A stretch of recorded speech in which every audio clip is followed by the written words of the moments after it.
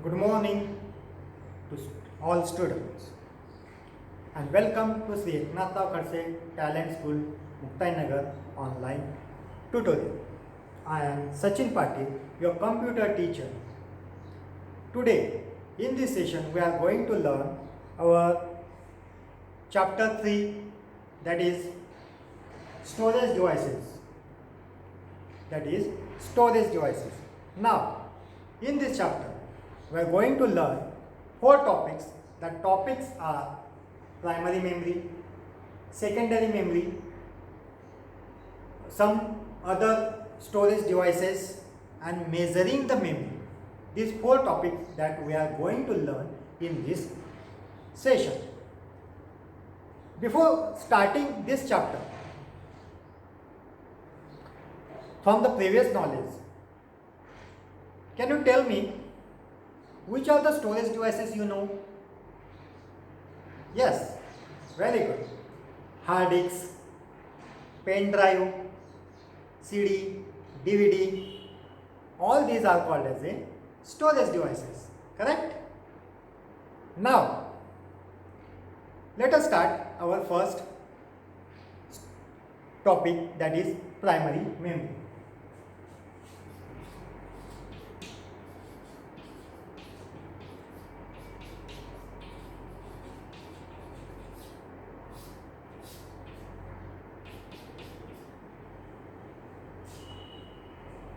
Primary memory. Primary memory is one of the most important part of a computer. It is also known as main memory. It is also known as main memory. What it is called? It is also called as a main memory. It is accessed directly by the computer processor. Who access this memory? Computer processor. And where is the computer processor? In the CPU, correct? So in the CPU, that CPU processor access directly to this memory. Primary memory has a high performance. Primary memory has a high performance. Has high performance. Okay? Then it can be broadly classified into 2 types. Primary memory are classified into 2 types. First is random access memory and second is read-only memory. 2 types. First is random access memory and second is read only memory. So these are the 2 types of primary memory. Now what is random access memory and what is read only memory, that we will see now. Okay.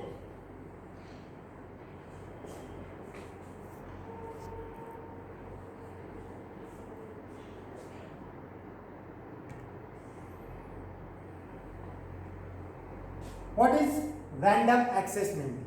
Random access memory, in short, it is called as a RAM. Random access memory, it is stands for RAM stand for, R stand for random, A stand for access, M stand for memory. Random access memory. What is RAM? RAM is also known as read or write memory. It is also known as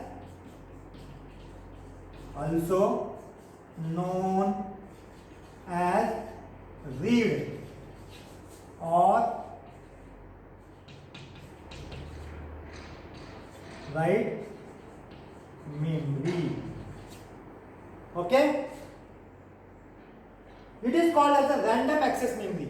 And why it is called as a random access memory? Because any storage location can be accessed directly by the processor. Any storage location can be accessed directly by the processor. Any storage location, any storage location is directly accessed by the processor. That's why it is called as a random access memory. That's why it is this memory is called as a random access memory. Randomly it is accessed. It is not accessed by sequentially. It is not getting the information sequentially. It can access randomly. One after 5, one after 4, one after 3, in this way, randomly. That's why it is called as a random access memory. Third point, it is a short-term memory. This RAM is called as a short-term memory. What is called as a short-term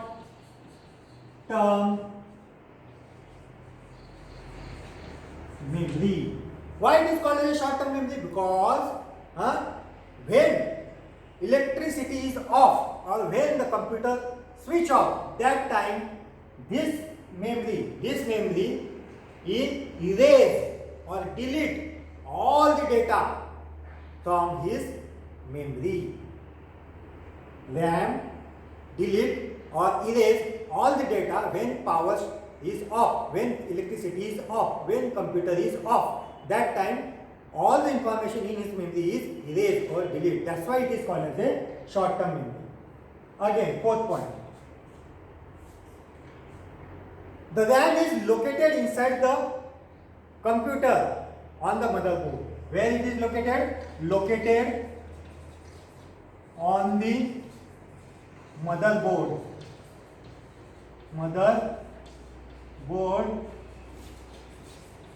inside CPU.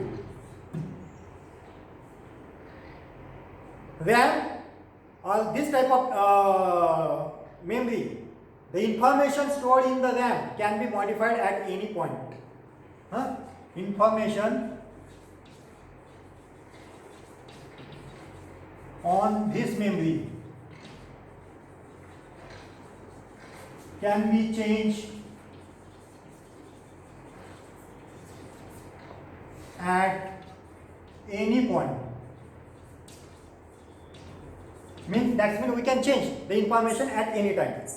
These are the 5 points about the RAM. Okay. Now second type is ROM, means read only memory. Second type is ROM. What is R for read, O for only, M for memory. Read only memory. What is read only memory? Okay.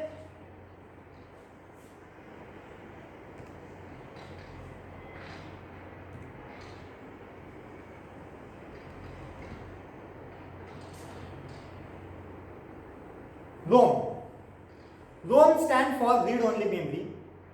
It is a long term memory. It is long term memory. It is long term memory. Okay? Means it can store the data for a long time. That's why it is called as a long term memory. And it is also called as a non volatile memory. It is also called non-volatile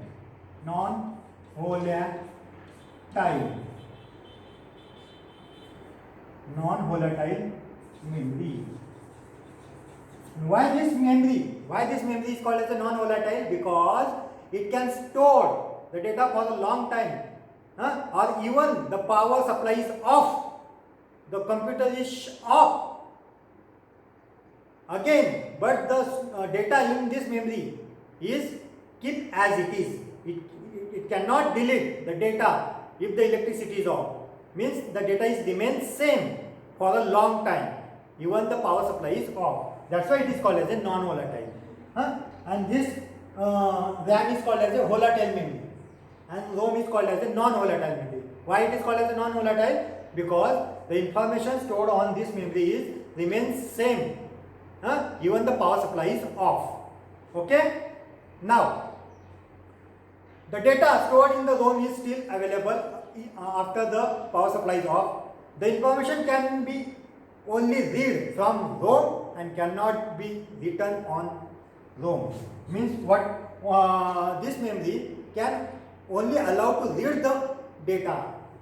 Can only allow to read the data, not to write. Means this memory can only allow to read the data from the computer or not to write the data on the computer. This is the ROM. Again, the stored information constitute programs, instruction that are required to start a computer. Means this ROM helps to start the computer. This ROM helps to start the computer. Okay? The information stored can be modified with difficulty and not at all. Means what are the information we can store can be modified. We cannot modify it. It creates some difficulties. Okay? This is about the 4 points. ROM. It is long-term memory. It is also called non-volatile memory. Can only allow to read or read the data, not to write. Helps to start the computer. This is all about the ROM. Again, ROM has different types of ROM. 3 types of ROM. 3 types of ROM. Which are the 3 types? That we will see now. Okay?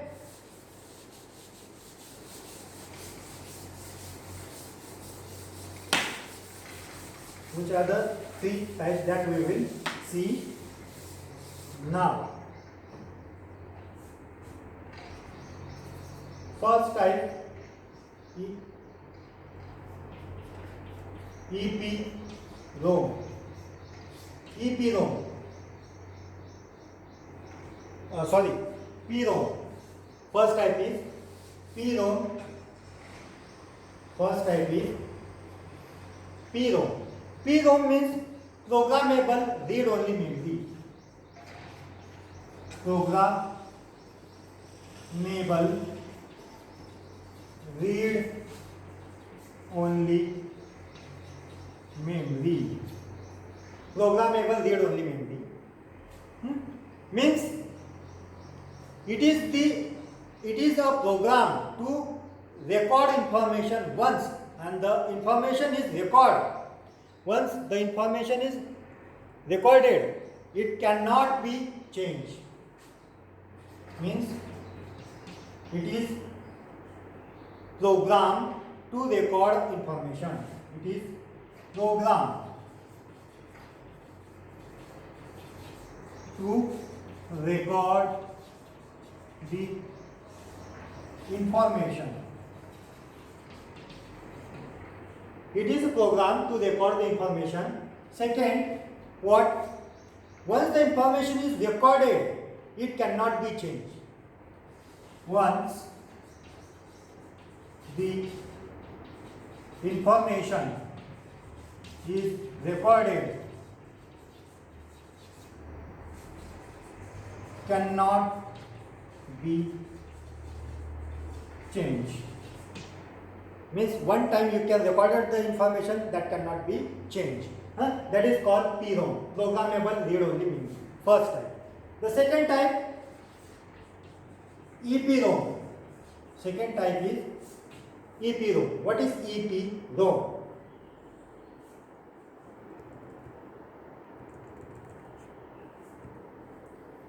EPROM. EPROM means erasable programmable read-only memory. Erasable programmable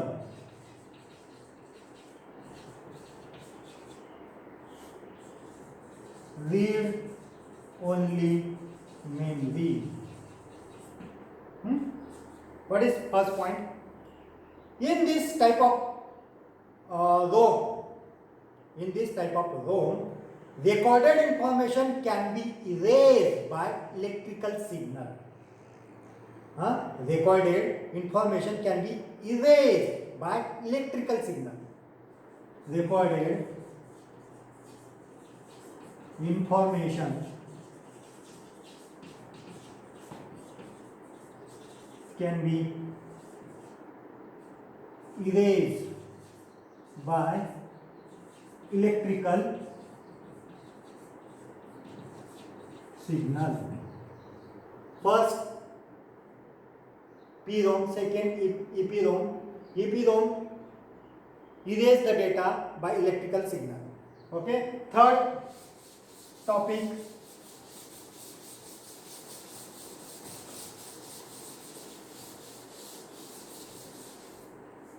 third type is EEPROM. EEPROM. EEPROM means electrically erasable, programmable, read-only memory. Electrical erasable, programmable, read only memory. Okay, what is inside? In this type of ROM, recorded information can be erased by ultraviolet rays. The recorded information can be erased by ultraviolet rays. Ultraviolet rays. Recorded information can be erased by ultraviolet rays, and here recorded information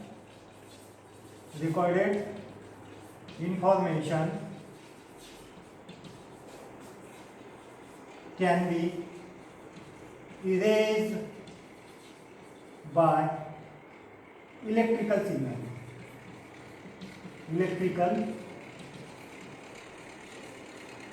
Signals. Got it?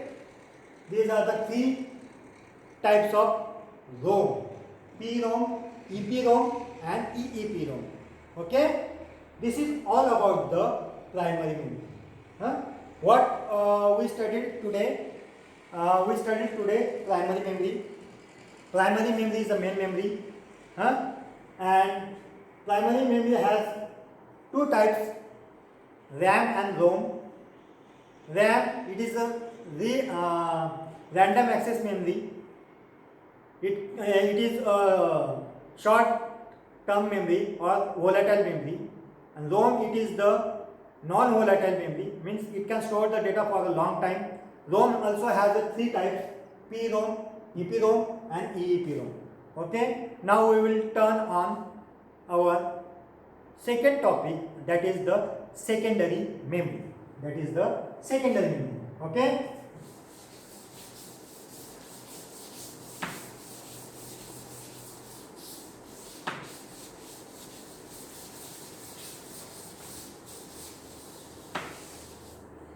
What is secondary memory?